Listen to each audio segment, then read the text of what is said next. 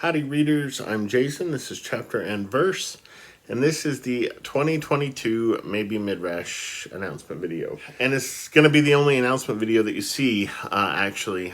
So let me just, before I kind of jump into, for those of you who are new to this reading event, before I jump into what it is, let me just say a few words about kind of what my thinking has been leading up to it, and why I'm the only host for it this year. So I've got notes here, so forgive me for looking down once in a while. But so I've had co-hosting complications of various kinds this year. There will be co-hosts next year for this event, but it just turned out this year that it wasn't going to be possible.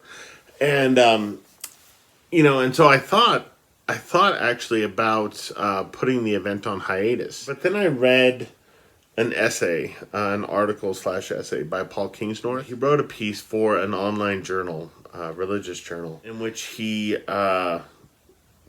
essentially walks us through his own faith journey. So he had a sentence at the end of that piece in which he wrote, "True freedom, it turns out, is to give up your will and follow God's." And at that point, when I read that, it occurred to me that however good a hiatus of this event this year might be for me, and kind of give me more time and reducing my kind of load of stress by one thing, it occurred to me that having the event, even if it's just me hosting by myself, would be really beneficial to those of you who participate in it every year and who really love it. And I feel like it would be pleasing to God as well. And so I said, you know what? Hell with it. I'm just going to do it. So here I am.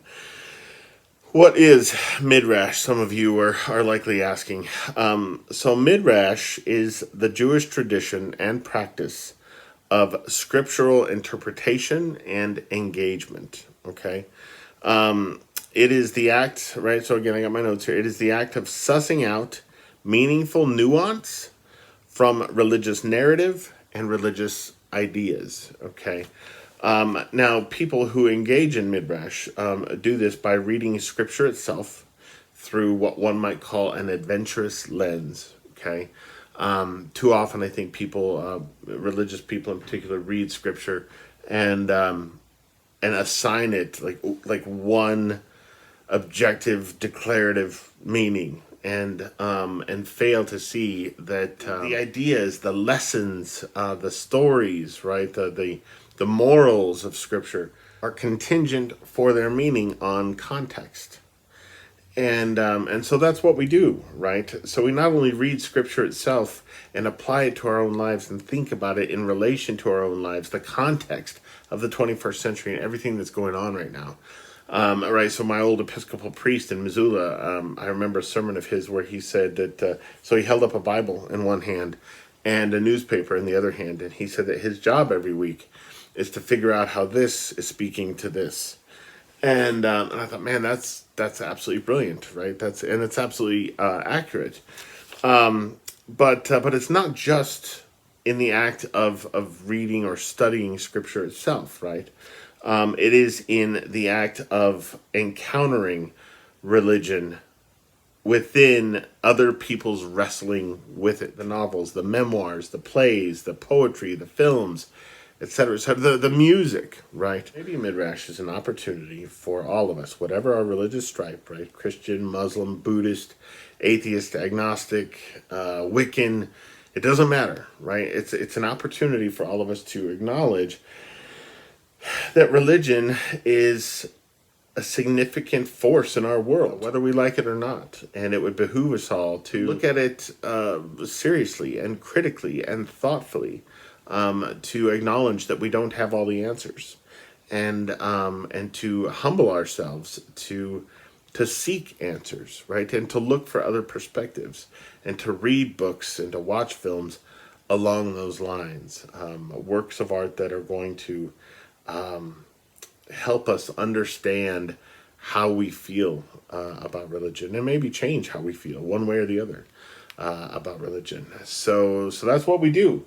So this year, the gauntlet that I throw down to people who are going to be participating in Maybe Midrash is during the month of May to read one work of fiction, okay, that deals seriously with the subject of religion. Okay, and when I say deals seriously with, I am setting aside, I am discounting, I'm disregarding, I am dismissing works of fiction that are published within the Christian publishing industry, because those books tend not to deal seriously with religion. Those books are very much about a reader patting himself or herself on the back, right? Like, congratulations, you believe the right things, and this book is going to affirm that for you. That's not what this reading event is interested in. So read one work of fiction that deals seriously with the subject of religion. A couple of examples of this might be Exiles by Ron Hansen, right? The Catholic novelist Ron Hansen. Most famous probably for his novels The Assassination of Jesse James by the coward Robert Ford and Marriott in Ecstasy, both of which are wonderful. Exiles is wonderful too. This is a novel in part about Gerard Manley Hopkins, right? The Jesuit poet. Another example might be Go Tell It on the Mountain by James Baldwin, which my wife read, I think, last year and absolutely loved, right? Absolutely loved. So read one work of fiction that deals seriously with religion. Read one work of nonfiction that deals seriously with religion. An example might be Anne Lamott's Grace Eventually, Thoughts on Faith, right? It's kind of a memoir and essays. And this may be the book that I'm going to read this year, I'm not sure. But then I might read this instead, right? And so this was sent to us recently by our dear friend Caleb. This is Open to Judgment, Sermons and Addresses by the former Archbishop of Canterbury, Rowan Williams. So I may read that. And then one wrinkle that I'm throwing in this year is I would like everybody to watch one film that deals seriously with religion. And an example of that might be Andrei Tarkovsky's Andrei Rublev, right? Or, who's the director? It's Roland Joffe. Roland Joffe's The Mission with Robert De Niro and Aidan Quinn, Jeremy Irons. It's just a marvelous, marvelous film. Liam Neeson is in this as well, if memory serves. A little tiny role before he was known for nothing but revenge thrillers. So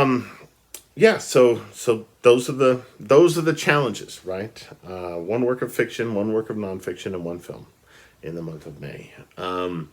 I will link in the description box below to a Letterboxd list that I have put together of films along these lines. If you're at a loss trying to think of something to watch, you can click on that list and see almost 100 different possibilities there.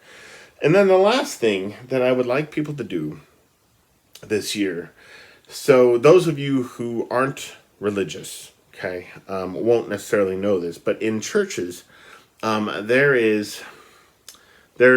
in almost every church, there are what are called small groups, okay? Groups of 5, 6, 10 people who meet on a weekly basis. Sometimes it's like a book club. Other times it's just like a kind of prayer group, or, people coming together for a meal and talking about how their week has been, how God's working in their lives, etc., etc. But they're known as small groups. And I thought that what we could do this year is people who are participating, whether they have channels or not, people who are participating in Maybe Midrash could find 2 or 3 other people participating, right? Friends of theirs, people that they've come to know over the years on BookTube, and make a kind of Maybe Midrash small group on Voxer. Not where you talk about, where you all read the same things and talk about it, not like a kind of 3 or 4 person buddy read, but where you're talking about with each other just the larger issues at work in the books that each of you are reading or the films that each of you are watching for this reading event. It reminded me of a time a couple of years ago when I sent Roz from Scally Dandling about the books message on Voxer, just kind of asking her about her own background with religion, etc., etc. And it was such a wonderful, long, thoughtful message that she sent me. And I've never forgotten it, even though it's long since vanished from Voxer.